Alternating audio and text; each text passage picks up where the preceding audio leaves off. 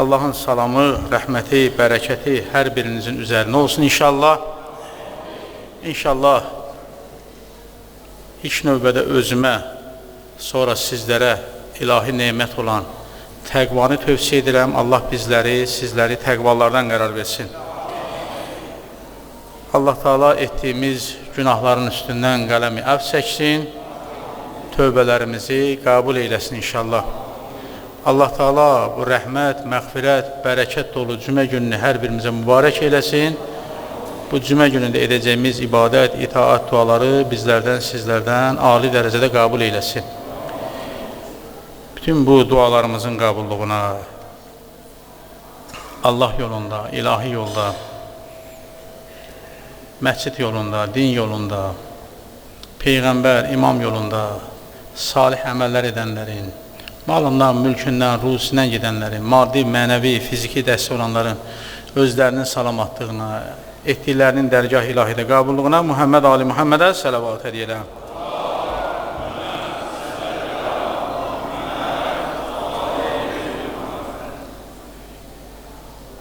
Rəbiəl əvvəl ayıdır. Müxtəlif tarixi hadisələr Rəbiəl əvvəl ayında biz keçən cümə qeyd elədik.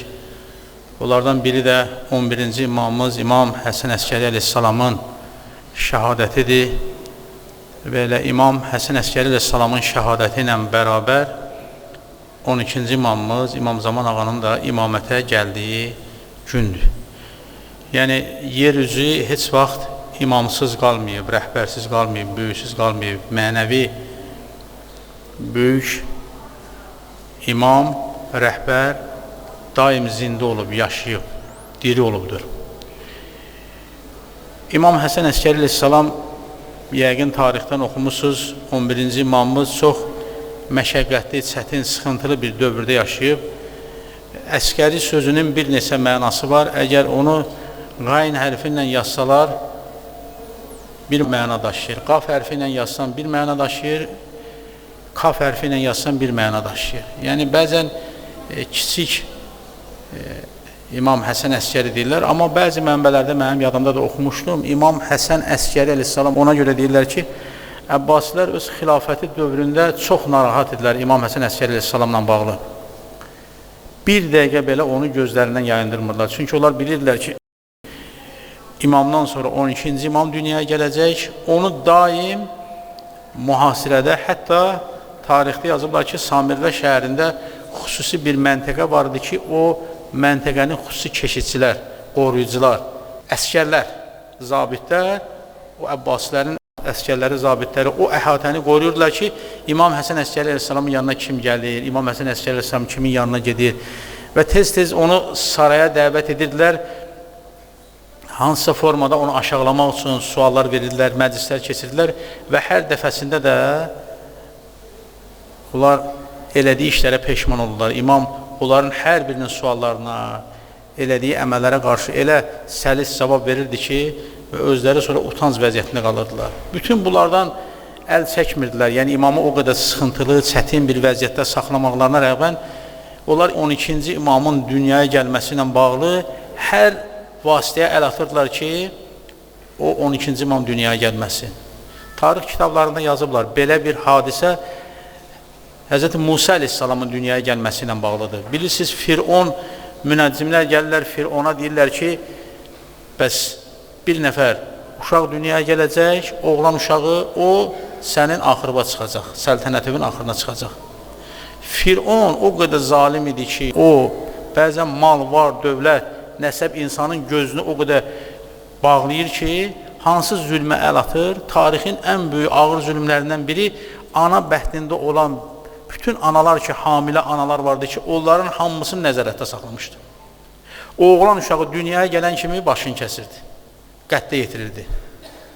Siz təsəvvür edin, belə bir tarixi hadisə ikinci dəfə İmam Həsən Əskəri əleyhissalamın dövründə oldu ki, 12-ci imamın dünyaya gəlməsi ilə bağlı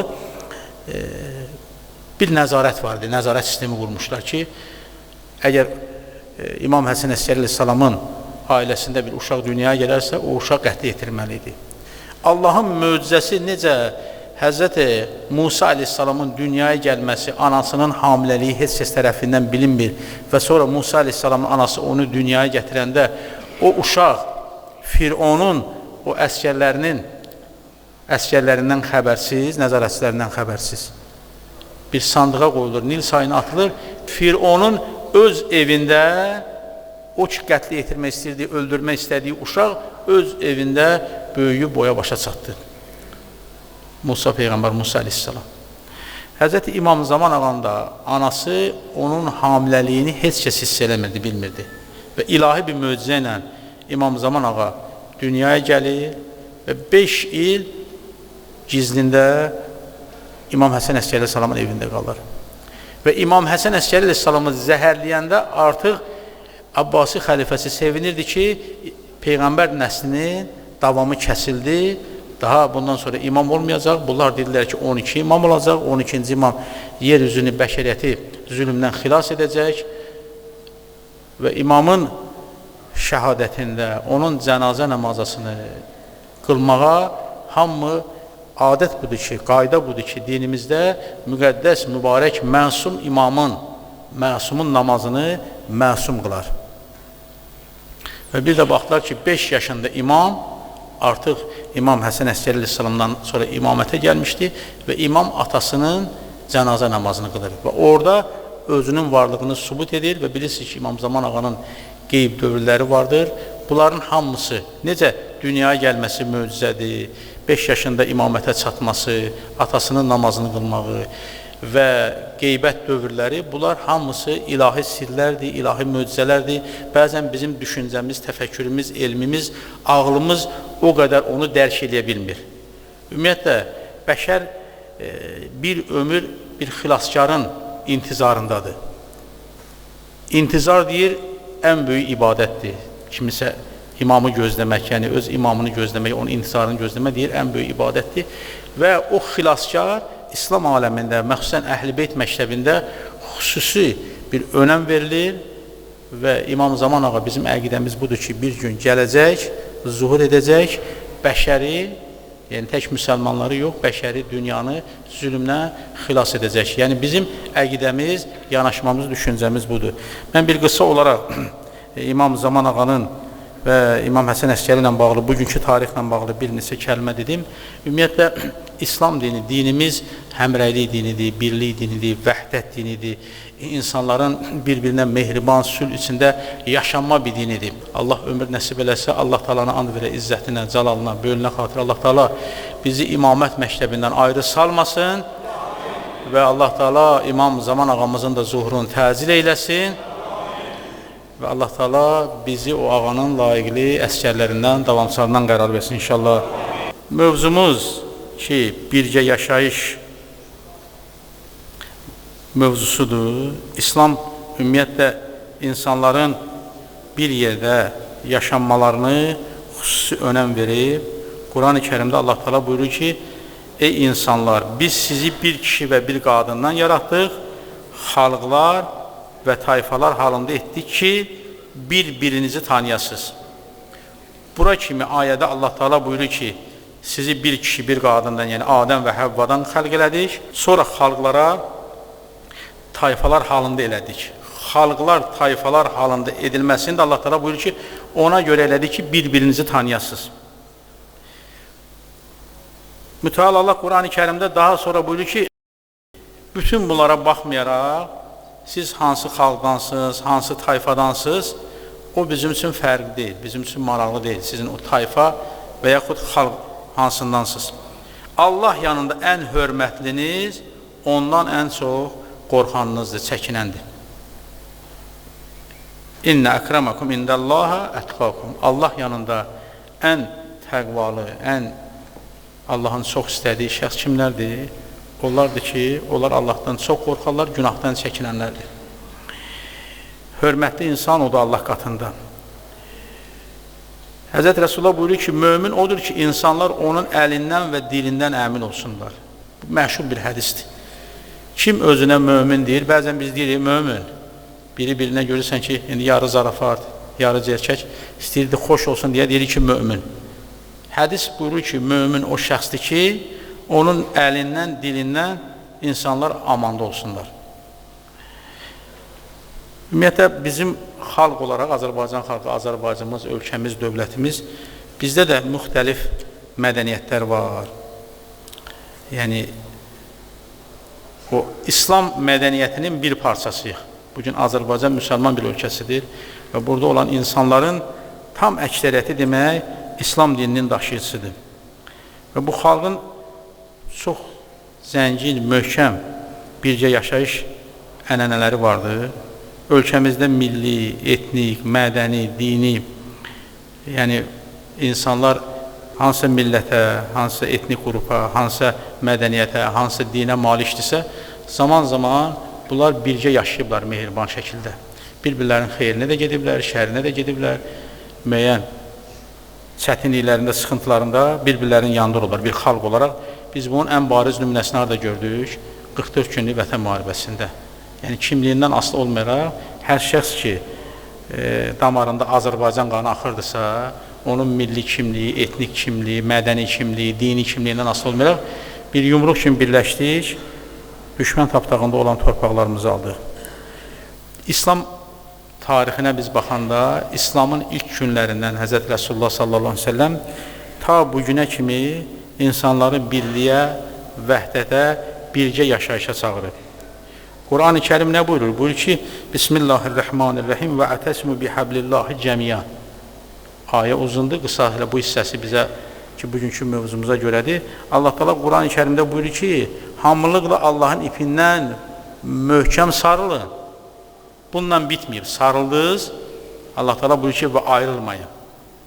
O ki, sarıldınız, möhkəmləşdiniz, sonra ayrılmayın. Və biz İslam tarixinə baxanda görürük ki, Peyğəmbər sallallahu aleyhi ve səlləmə kimi, İslam dini gələnə kimi bəşər tarixində müharibələr baxsaq görərik ki, əksər müharibələr, ümumiyyətlə dünya tarixinə baxanda əksər müharibələrin yaranma səbəbi nədir? İrqi, mədəni, etnik, dini zəmində baş verir. Tarixdə müharibələrə baxın, görürsən ki, Allah Teala Quranda buyurur ki, mən sizi bir qadından, bir kişidən xəlq elədim, bizi aparır ki, yəni siz bütün insanlar, bəşər tarixində olan insanlar bir kökə bağlıdırlar. Amma sonra tarixdə görürük ki, insan insanı qətlə yetirir. Kimi onun milli kimliyinə görə, kimi onun irqi kimliyinə görə, kimi onun mədəniyyətinə görə, kimi onun dininə görə, inancına görə görürsən müharibələr ediblər, zaman-zaman. Amma İslamın gəlişi bəşərə yeni bir töhfə verdi. Və Peyğəmbər Rəsulullah sallallahu aleyhi ve sellem bəşər tarixində yeni bir era açdı, qardaşlıq, birlik, bərabərlik. Quran-ı Kərimdən ayə oxudum, Allah nə buyurur? Allah Teala buyurur ki, İnnə əkramakum, innəllaha ətqakum. Hansı mədəniyyətin üzvüsən, hansı irqin üzvüsən, hansı millətin, xalqın mənsubusan, hansı dinin mənsubusan, Allah qatında ərəbin əcəmdən fərqi yoxdur. Ən yaxşısı, ən kəramətlisi o təqvalı olandır. Bircə yaşayış mədəniyyətinin banisi, mən bir çox kitablara baxdım, bununla mövzuyla hazırlaşında, gəlib tamamlanır harada? İslamda Həzrət Rasulullah sallallahu aleyhi ve səlləmdə. Həzrət Rasulullah Rəbiül Əvvəl ayının əvvəlində, birində Məkkədən Mədinəyə hicrət edib, düzdürmü? Məkkədən Mədinəyə hicrət elədikdə, Mədinədə müxtəlif orada xristiyanlar, yəhudilər, hətta bütpərəstlər, qeyri-ərəblər yaşayırdılar. Müsəlmanlarla bərabər onlar da yaşayırdılar. Həzrət Rasulullah orada olarsın, yəni elə bir davranış, hərəkət edir ki, bugün bütün dünya bəşər ondan nümunə götürür. O tolerantlıq ki, deyirlər, multikultural dəyərlər deyirlər, yəni bircə yaşayış, müxtəlif dinlərin, müxtəlif inancların, müxtəlif mədəniyyətlərin, müxtəlif xalqların, millətlərin bircə yaşayışının banisi, memarı kimdir? Aləmlərə rəhmət olan sonuncu Peyğəmbərimiz. Elə bir miras, elə bir nemət bəxş elədi ki, o heç neylə əvəz olunmaz. İslam dininin bircə yaşayış barədə verdiyi tövfələrdən biri də Quran-ı Kərimdə Bəqərə surəsində Ayətül Kürsüdə bir ayədə buyurur, La ikraha fiddin, dində məcburiyyət yoxdur. Dində məcburiyyət yoxdur sözünün, ayənin, Allah kəlamının təfsirçilərin bir neçə cür təfsirləri ödüblər bunu. Kimisi onu təfsirində qeyd edir ki, dinə zorla məcbur edib bir nəfəri dinə gətirmək. Sən İslam dinindəsən, məcbur edirsən ki, qarşı tərəf əgər başqa dində inancdadırsa, onu zorla dinə gətirmək. Deyir, la ikraha fiddin, dində məcburiyyət yoxdur. Və yaxud sən namaz qılırsan, oruç tursan və yaxud hicab bağlayırsan, dini ayinləri yerinə yetirsən, qarşı tərəfi zorla deyirsən ki, gəl məcburisən mənlə bugün namaz qıl, oruç tut, hicab bağla. Yəni, din burada ikrah deyil, məcburiyyət yoxdur bu sahədə. Və bir çox təfsirçilər də İslamla yanaşı digər dinlərin də bircə yaşamaq məsələsini xüsusi diqqət yetirir. Əgər insan istəyir ki, qarşı tərəf onun dininə gəlsin, onun elədiyi ibadət, itaətə gəlsin, onun üçün nümunə yenə kimdir? Aləmlərə rəhmət olan sonuncu Peyğəmbərimiz. İndi bu ay onun mövlud ayıdır. İndi biz hər dəfə ondan danışsaq yeri vardı, hər cümə. Üzümüzə gələn günlərdə inşallah Allah nəsib eləsin. İndi qismət ilahi olsa, mövlud həftəsi artıq başlayıb demək olar ki. 4 gündən sonra bəzi İslam mənbələrində Həzrəti Rəsulullahın mövlududur. Digər mənbələrdə isə Rəbiəl Əvvəl ayının 12-si və 17-si, belə deyək. Allah Rəsulunun aləmlərə rəhmət olan sonuncu Peyğəmbərimizin və İmam Cəfər Sadiq əleyhissalam mövlud günləridir. Gələn həftə Allah nəsib eləsə, ayın 29-u Allah Rəsulunun və İmam Cəfər Sadiq əleyhissalamın mövlud gecəsi Sumqayıt Cüməsində olacaq. Hamımızda dəvətlisin inşallah. Və biz birgə yaşayış üçün, bir yerdə yaşamağı bacarmaq üçün hansı metoddan istifadə edelim? Nümunə nədir bizim üçün? Nümunə kimdir? Nümunə İslamdır, nümunə Qur'andır, nümunə aləmlərə rəhmət olan sonuncu Peyğəmbərimizdir. Bax, Peyğəmbər birgə yaşayış məsələsində, insanların İslama, dinə gəlmə məsələsində bizə bir nümunə qoyur. Bu üç sifət. Bir var, insan bir məqama çata sonra, onda bu sifətlər çıxır ortaya. Bir də var, insan o məqama çatmamış, yəni Peyğəmbərliyə məbus olunmamış, Peyğəmbər Rəsulxudada, aləmlərə rəhmət olan sonuncu Peyğəmbərimizdə bu üç xüsusiyyət var idi. Bunu hər kəs öz həyatında özü üçün bir örnək eləsə, baxar görək ki, onun ətrafında nə qədər insanlar var. Allah Rəsulu dünyaya gəlməmiş anasını itirir. 5 yaşında atasını itirir. Düzdür, yetim qalmışdır. Ordusu yox, topu yox, tüfəngi yox, qohumu, əqrabası düzdür vardı, onlardan da ona qarşı çıxan vardı. Malı, mülkü yox. Və axı necə olur bir Peyğəmbər bu qədər insanı, bəşəriyyəti öz ətrafında birləşdirə bilir? Mən bir kitab rastıma gəlmişdi, yadımda dəqiq qalmayıb, bəlkə də əvvəllər sizə demişəm, bu Sovet dönəmində Leninizm, Marksizm fəlsəfəsi var idi. O Karl Marxın bir sözünü götürmüşlər, Ustad Mürtəzə Mütəhərri bunu öz kitabında qeyd edir. O deyir ki, Marksizm fəlsəfəsində belə bir şey var ki, deyirlər ki, bir gülün açılmağı ilə bahar olmaz. Amma aləmlərə rəhmət sonuncu Peyğəmbərimiz Muhammed Al-Mustafa sallallahu aleyhi və səlləm bəşərə sübut elədi ki, dünyaya, insanlığa sübut elədi ki, bəli, Peyğəmbər kimi bir gülün açılması ilə bahar olar. Bugün o gül, o Peyğəmbərlik gülü, keçən cümə dedim də, Adəm əleyhissalam buyurur ki, mən gil idim, torpaq idim, mən isə gül idim, gülab idim. Yəni, Adəm əleyhissalam torpaq olanda, gil olanda, Həzrət Rəsulullah nə olub? Gül olub, gülab olub. Onun iyi, onun qoxusu, bugün o gül, bütün onun iyi ətri, bütün bəşəriyyəti öz ətrafında cəmləşdirir. Və Peyğəmbərimizin bu üç xüsusiyyətini deyim, çalışın fikrimi tamamlayayım, bacardığım qədər. Nə idi Peyğəmbər? O gül, o iyi, o qoxu bugünə kimi insanları öz ətrafında cəm eləyir. Görürsünüz nə qədər hücumlar var. İslama, Qur'ana, Peyğəmbərimizə, Əhl-i Beytə, imamətə, Əhl-i Beyt məktəbinə. Birinci xüsusiyyət, əxlaqi keyfiyyət, Allah Qur'anda nə buyurur? İnnəkəl alə xulqin əzim. Ən böyük əzəmətli əxlaq sahibidir Peyğəmbər. Sonuncu Peyğəmbərimiz, aləmlərə rəhmət olan Peyğəmbərimizin ilk xüsusiyyəti heç vaxt sözündə, danışığında yalan yox idi. Siddiq, düz danışan idi. Onun düz, doğru danışmaqlığı ətrafdakıları mat eləmişdi. Onun qarşısında bir söz deyə bilmirlər. Çünki 40 yaşına kimi, yəni Peyğəmbərliyə kimi, Peyğəmbərliyə məbus olana kimi ondan yalan bir söz eşitməmişdilər. İndi biz zarafata, doğruya, yalandan, doğrudan o qədər biz araşdırsaq, özümüzü bir qrafik çirsaq, gündə neçə dənə yalan danışırıq, ildə ömrümüzdə neçə dənə yalan danışmışıq, cildlərlə kitab çıxar. 40 yaşına kimi insan bir yalan belə danışmayıb. Ona görə o insanlara deyəndə ki, mən əgər desəm bu Əbu Quveys dağının arxasında bir dəstə insan gəlib bizə hücum edəcək, mənə inanarsınız? Dedilər, hə. Dedi, onda mən sizə şəhadət verirəm ki, Allahdan başqa Allah yoxdur, mən də onun rəsuluyam. Dedilər, yalan dedin. Baxın, o ki, o insan İslamı qəbul eləmək istəmir, dini qəbul eləmək istəmir, Allaha qarşı çıxmaq istəyir, onun üçün nə qədər istəsən bəhanə var. Həzrəti yalancı tanımırdılar, doğru danışan siddiq bilirdilər. Həzrət buyurur ki, deyirsəm ki, bu Əbu Quveys dağının arxasında bir ordu gəlib bizə hücum edir. İnanarsınız, dedilər, hə. Deyir, biz səndən yalan eşitməmişik. Sən indiyə kimi doğru düzgün danışmışsan. Deyir, onda mən sizə deyirəm ki, əşhədu ən la ilahə illallah, əşhədu ənə Muhammədən Rasulullah.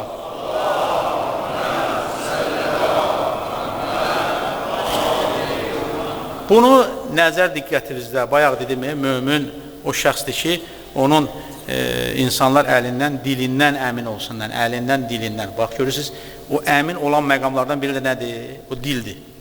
İnsan qarşı tərəfi bilir ki, bu insan heç vaxt yalan danışmaz. Heç vaxt böhtan danışmaz, qeybət eləməz, nə iftira atmaz. O qədər ona mömin o şəxs olur. İndi Allah bizləri də möminlərdən qərar versin, o dərəcəyə yüksələk. İkinci xüsusiyyət nədir, dəyərli qardaşlar? İkinci xüsusiyyət, Peyğəmbər Rəsulullah insanları özünə cəlb eləməsinin ikinci xüsusiyyəti o idi ki, Peyğəmbərliyə kimi, Peyğəmbər Rəsulullah heç vaxt vədə xilaf olmadı, əhdi peymanı pozmadı.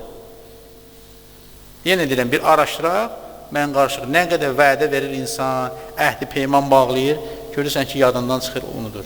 Nəzir boyun alır, and içir, nə bilim, qurban alır, nə bilim, ora gedəcəm, bunu eləyəcəm, bu işin düzəlsin. Hələ özünün özünə, bir başqasına vəd vermək, əhdi peyman bağlamaq başqa. Peyğəmbər Rəsulullah da elə bir 40 yaşına kimi, yəni ondan sonraki dövrdə məlumdur. Sadəcə bu 40 yaşına kimi deyirəm ki, Peyğəmbərliyə kimi olan dövrü.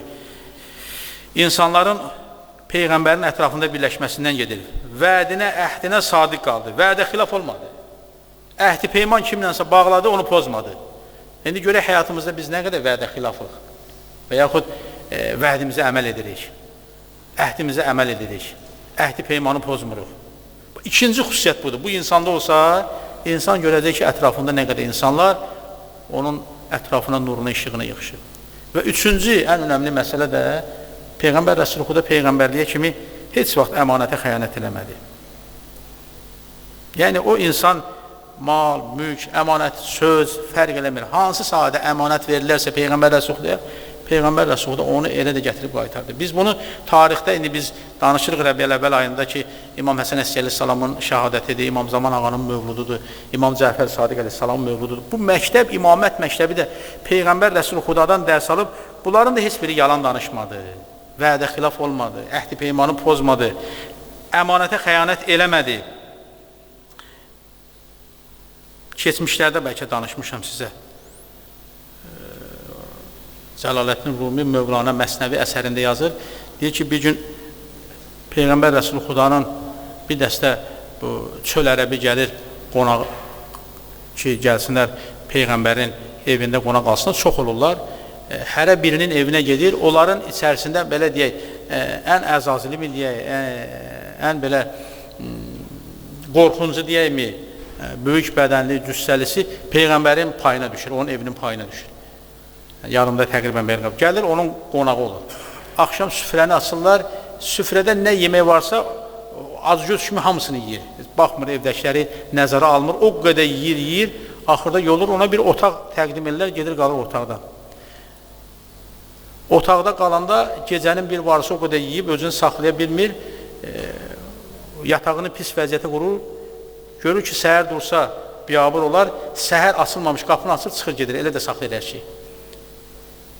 Tarixdə, o kitabda yazırlar ki, Allah Rəsulü gəlir, xidmətçilərə, xadimələrə, qulluqçulara demir, özü gəlir, orada olan bütün hər şeyi təmizləyir və bir də baxır, görür ki, pəncərənin qırağında bunun bir əşyası qalıb. Bütpərəsdir, boynuna bir büt taxıb, o ki, gecə yatıb, səhər tələsi çıxıb gedib, bütü Allahı yaddan çıxardıb orada, öz Allahını yadından çıxardıb. Və bir də utana gəlir ki, bütün görsün, görür ki, Peyğəmbər Rəsulü Xuda özü gəlir, onun bütün ona verir, onun əmanətidir. Deyir, bu sənin əmanətindir. Verir ona, o insan, o həmən o vəhşi ərəb, sonradan tövbə edir, İslamı qəbul edir, Peyğəmbər Rəsulü Xudanın ən yaxınlarından olur. Baxın, bir davranış. İndi bəzən insana bir dənə deyəndə ki, filan kəs filan dindədir, filan əqidədədir, filan düşüncədədir, az qala güllə götürək, o birisini vuraq, döyək. Bu Peyğəmbərdən bir nümunədir ki, o qədər işləri görən insana qarşı yenə əxlaq göstərir və onun əmanətini ata da bilərdi o bütü. Allah Rəsulü bilirsiniz də, o zaman dövründə Məkkədə, Kəbədə bütlərin sındırma məsələsidir. Amma bu onun əmanəti olduğu üçün, o da qonaq olduğu üçün onu saxlayır, ona verir. Əlbəttə ki, bu davranış həmən o vəhşi ərəbdə bir təsir qoyur, sonradan İslam dinini qəbul edir. Peyğəmbər Rəsulü Xuda ilə ərəblər və yaxud ərəb qəbilələr arasında, o Peyğəmbəri qəbul etməyənlərlə arasında ziddiyyətlər nə üçündür? Onların bir hissəsi deyirdi ki, bizim dinimiz, yəni biz bütpərəstlik, sən də İslam dini gətirmirsən, deyirsən Allah var, Allahı görsət bizə. Özləri bir büt düzəldirdi, o qədər bütləri vardı, Kəbə evinin içini doldurmuşlar bütlərlə. Sonra ikinci deyirdi ki, biz ərəbik, ərəb olmayanı sən gətirib öz yanıva çağırma, özünə yaxın eləmə. Nə lazımdır? Bu ərəblərdən olsun. Millətpərəstlik. Üçüncü də, onların çoxu ki, imkanlı, varlı, güclü idilər, həmişə istəyirlər ki, bunların sözü keçsin, haqlı bu olsun. Peyğəmbər Rəsulü Xuda onlara buyurdu, siz əgər hansı dindəsiz, hətta bütpərəstsizsə belə, təbliğ edirdi, onlara danışırdı. Onların boynundan götürüb məcbur eləmirdi. Birinci təbliğ edirdi. Öz dinimizdə qalın. Quran-ı Kərimdə var, ləkum dinikum vəliyyəd-din. Sizin öz dininiz mənim, siz öz dinimizdə, mən də öz dinimdə. Amma bütlərinizi Kəbə evindən götürün, Allahın evindən o bütlərinizi götürün. Onlar götürməyəndə Allah Rəsulü kimdən gedir ora? Kəbə evində bütləri Mövla Müttəqiyən Əmir Əl-Müminin Əli Əssalamla gedir. Həzrət Əli Əssalam Peyğəmbər Rəsulullah mübarək çiyinlərinə çıxır, o Kəbədə olan bütlərin hamısını oradan götürür, sındırır və Kəbəni bütlərdən təmizləyir. Birinci bunların Peyğəmbərə qarşı çıxmalarının məqsədi din məsələsidir. Deyirdi, bizim atalarımızın, babalarımızın dini var, sən yeni din gətirmirsən. İkinci, onlar deyirlər ki, biz ərəbik, gərək hər işdə ərəblər olsun. Qara dərili, ağ dərili biz deyirik. İslamın ilk azancısı kim olur? Bilal Həbəşi. İndi o tarixdə görmüşsünüz də, Bilal Həbəşi Həbəşistandan gələnlərdən idi, qara dərili idi. Bu Bilal Həbəşinin qara dərili olmağı bir yana, qul, nökər olmağı bir yana, bir dənə də nöqsan onların dilindən desək, dilində biraz qusur var idi. Və Peyğəmbər Rəsulullah ilk azanı Bilala deyəndə ki, sən dur azanı de, onların ikinci narazılığı oldu ki, bu qədər ərəblərin içində boylu, buxunlu, gözəl görünüşü olan, gözəl səsə malik olan yox, sən niyə məhz o qara dərili qulu, Bilal Həbəşini, dilində də qusur var, onu seçdi. O da Allah buyurur ki, İnnə əkramakum indallahi ətqakum. Allah yanında sizin qara dərili, ağ dərili olmağınız əsas deyil ki, təqvası. Allah Rəsulü onun təqvasına görə azanı ona verir. Və yaxud imkanlı, güclü qəbilələr başçıları vardı, istəyirlər ki, Peyğəmbər Rəsulü da onlarla hesablaşsın. Burada məsələ bircə yaşayışdan gedir. Mənim bütün bu dediləyim məsələnin əsas mahiyyət nöqtə onu demək istəyirəm ki, bircə yaşayışdan gedir. Ərəb qəbilələri deyirlər ki, yox, Peyğəmbər Rəsulü da bizim pulumuz var, paramız var, Peyğəmbər bir yetimdir, gəlib bir din gətirib, yox, bizim dediyimizlə oturdur eləməlidir, hesablaşmalıdır. Amma tarix gətirir, bizə elə bir hadisələri canlandırır, görsədir ki, Peyğəmbər Rəsulü da Peyğəmbərliyə kimi ticarətlə məşğul olur. Kimin ticarəti ilə məşğul idi? Ərəb qəbilələrinin içində ən varlı, imkanlı tacir Xədicə Kübra salamlı əleyhanın ticarət karvanının başında Həzrət Rəsulullah dayanmışdı. Və sonradan bilirsiniz, tarix göstərir ki, Peyğəmbər Rəsulullah elə Xədicə Kübra salamlı əleyhanın izdivac edir, ailə qururlar. Elə Rəbiəl əvvəl ayının onu da ailə günüdür, izdivac günüdür İslamda. Ən böyük, mübarək, bərəkətli bir günlərdəndir. Keçən cümə səhv eləmirəmsə qeyd elədim, Rəbiul Əvvəl ayının 10-u olanda imkan daxilində ailənizdə bir dəyişiklik edin. Nə bilim, xanımınız, eviniz, eşiniz, gül alırsınız, ətir alırsınız, tort alırsınız, şirniyyat alırsınız, yemək bişirirsiniz. O günü xüsusi olaraq qeyd edin. Və keçən cümədə dedim, qoy bu cümədə deyim. Elçiliyə o günə gedin, nişanı o gündə edin, kəbini o gündə kəsin, toyu o gündə edin. Yəni o çox mübarək, müqəddəs bir gündür, bərəkətli bir gündür. Və baxın, o qəbilə başları hər vəsitdən istəyirlər Peyğəmbərə təsir eləsinlər, malları ilə, gücləri ilə, varlığı ilə, dövləti ilə. Və Allah Teala Xədicə Kübra ilə onun izdivacı İslama nə bəxş elədi? İslama elə bir nemət bəxş elədi ki, onlar pul qoyub, para qoyub, malından, varından, dövlətindən sərvət qoyurlar. Peyğəmbər Rəsulxuda və Peyğəmbər tərəfdarlarını daşqalaq edirdilər. Amma Xədicə Kübra malın, varın, dövlətin hamısını İslam yolunda Peyğəmbər Rəsulxudaya etibar elədi. Peyğəmbər zamanında sələvat edilə inşallah.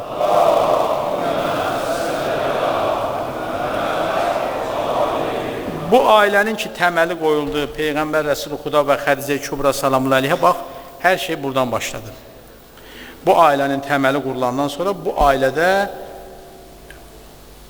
xanım Fatimə Zəhra salamullahi aleyhə dünyaya gəlir. Bu ailədə xanım Fatimə Zəhra salamullahi aleyhə Peyğəmbərlərin dizi üstə tərbiyə tapmış Həzrəti Əli əleyhissalamla ailə qurur. Birinci ailə modeli Peyğəmbər və Xədicə Kübra salamullahi aleyhə. O ailədən tərbiyə almış ikinci ailə modeli nədir? Həzrəti Əli əleyhissalam və xanım Fatimə Zəhra salamullahi aleyhə. Və Əli əleyhissalam və Fatimənin nəslindən olan 11 imam. İmam Həsən Müştəbə əleyhissalam və İmam Hüseyn əleyhissalam və İmam Hüseyn əleyhissalamın 9 övladı. Ki, mən bayaq qeyd elədim, İmam Həsən Əskəri əleyhissalam 11-ci imam, 12-ci imamımız isə İmam Zaman ağa. Bax, 2 dənə tarixi hadisəni deyim, Din və Cəmiyyət jurnalında mənim qabağıma çıxıb. Bəlkə də təkrar olar sizlər üçün, amma bunu deməkdə məqsədim nədir? Bir alim deyir ki, indi bir zaman vardı, insanlar ağdərili, qaradərili müharibəsi var idi. Bir ara müharibələr vardı ki, bu ölkə ilə o ölkə, bu xalqla o xalq, bu millətlə o millət, bu mədəniyyətlə o mədəniyyət, bu dinlə o din. Sonra gördülər, yox, bu əmələ gəlmir, başladılar eyni dinin nümayəndəsi, eyni mədəniyyətin, eyni dildə danışa bilən insanları arasında müharibələr. Baxın, tarixdə bəzi ölkələr var, eyni dildə danışırlar, onlar bugün ayrıdırlar, bir-birlərinə neçə illər müharibə ediblər, 2 yerə bölünüblər. Belə baxsaz bəzi ölkələrin tarixini görərsiniz. Və yaxud eyni mədəniyyətə malik olan, eyni dinə malik olan insanlar görürsən ki, bir-birlərinə müharibə, bir yerdə yaşaya bilməyiblər. Keçən əsrin əvvəllərində də bilirsiniz ki, ermənilərin Azərbaycana elədiyi təcavüzlərdən bir tarixi hadisəni deyim. O sərhəd bölgələrinin birində ki, ermənilər Azərbaycana torpaqlarına hücum edirlər, onlar bəzən gücü çatmadıqlarını hiləyə atırdılar. Ümumiyyətlə, bu xalqın, indi çoxlarımız bilirsiniz, bunlar tez-tez dəyişən, xasiyyəti, xarakteri dəyişən, haldan hala düşən, rəngdən rəngə düşən bir xalqlar. İndi biz Sovet dönəmindən tanıyırıq. Amma əsrin əvvəllərində özdə müharibənin adını nə qoyublar? Erməni-müsəlman davası. Hamımız belə deyil. Baxsaz, görsənək ki, amma erməni-müsəlman davası olmuyor. Erməni-Azərbaycanlı, erməni-Türk müharibəsi olub. O müsəlman sözünü geniş fonda deyiblər ki, yəni ermənilər, müsəlmanlar da müharibə edirlər. Əslində erməni, Azərbaycan, heç olmasa deyirlər xristiyan-müsəlman davası. Onu da deməyiblər, deyiblər erməni-müsəlman davası. O müharibədə olan hadisənin birini deyim, bir rayondur, təsəvvür edin, bir şəhərdir, bir rayonun 2 kəndi var, qonşu kənddir. Kəndin birində şiyələr yaşayır, birində sünnilər yaşayır. Erməni şiyənin də əlində silah verir, sünninin də əlində silah verir. Deyir, kim sağ qalsa, biz onu azad bıraxacağıq. İndi bir kətdən, bir eldən, bir dindən, bir mədəniyyətdən, bir rayondan olan 2 qonşu kəndsi, birini sünni, bir işə silahı tutublar bir-birlərinə ki, bir-birlərini vursunlar.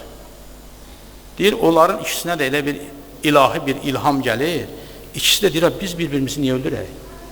Eyni kənddən, eyni eldən, eyni obadan, eyni dindən danışan adamları. Biz bir-birimizi niyə öldürək? Öldürüləsi bu ermənidir ki, erməni öldürək. İkisi də eyni anda silahı tuşdular, o erməni öldürürlər. Tarixdə oxuyarsınız, görərsiniz, bugün insanları əli qolu, əli açıq namaz qılmaları mübahisəsi gedir. Düşmən nə eləyir? O əli qolu, əli açıq namaz qılanın əlini kəsmək istəyir. O fikir odur ki, elə onlar onun mübahisəsini eləsinlər. Ona lazım ki, o əllər kəsilsin.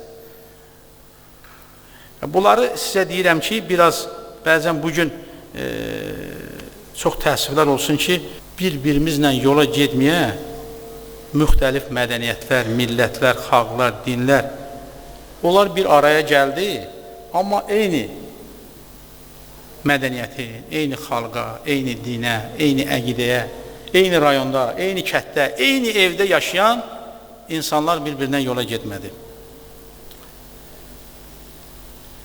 Görürsən ki, onlar bugün əmin-amanlıq şəraitində yaşayırlar, bizlər nədir? Elə hey, görürsən ki, aramızda düşmənçilik var, nifaq, fitnə, fəsad. Bunlar hamısı şeytanın tələləridir. Baxın, hətta görürsən, sosial şəbəkədə fikir versəz, bəzi bir-birindən yola gedməyən heyvanları görsədirlər ki, bir evdə dayanıb, hətta bir-birinə qayğı görsədirlər. Heyvanları da bizə misal gətirirlər. Amma insan bəzən görürsən ki, bugün bir xalq, bir millətə, bir dinə, bir ailəyə məxsus olan insanlar, görürsən, ər-arvad, bacı-qardaş, qadın, ata, ana, bacı, qohum, əqraba bir-birindən düşməndir. O deyir, bəs deyilmi, töküldü qan, axdı qan, sülhə gəlin ey insanlar, yoxsa dünya məhv olar.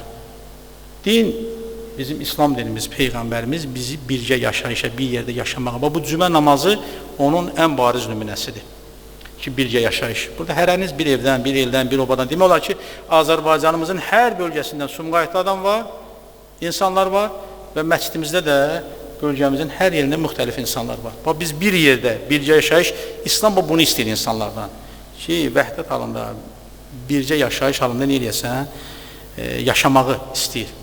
Mən elə axşam bu mövzu ilə hazırlayanda, bilirsən, bəzən insanlara sevgi, məhəbbət göstərirsən, çox təəssüflər olsun ki, bəzən insandan cəfa görürsən, əziyyət görürsən, narahatçılıq görürsən. Bir övladdır, həyat yoldaşıdır, qardaşdır, bacıdır, qohumdur, insandır, müsəlmandır.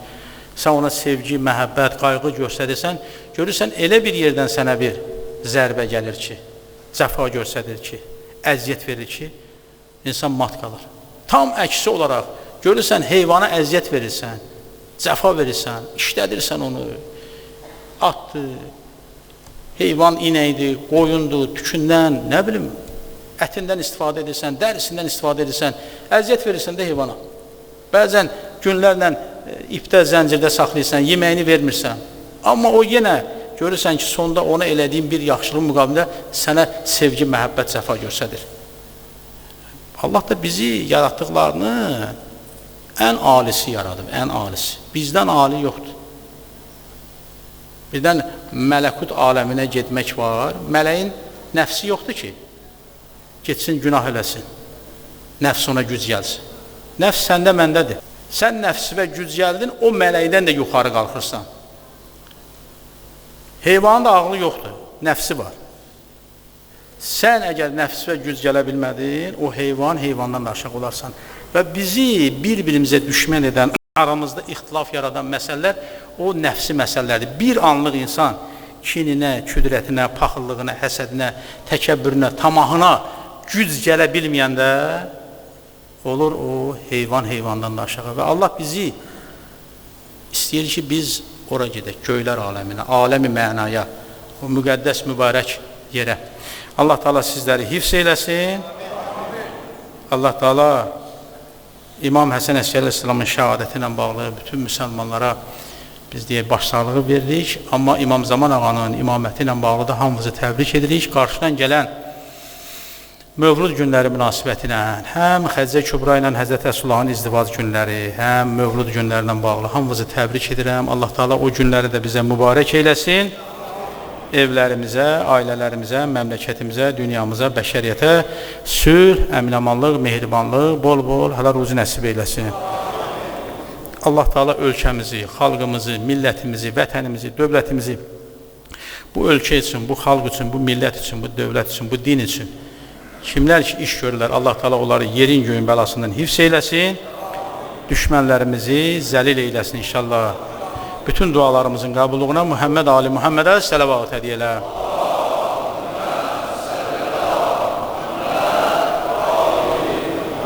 Bismillahirrahmanirrahim. İnna ataynakal kavsar. Fasalli li rabbike venher. İnne şâneke ve labter. Sadakallahul azim.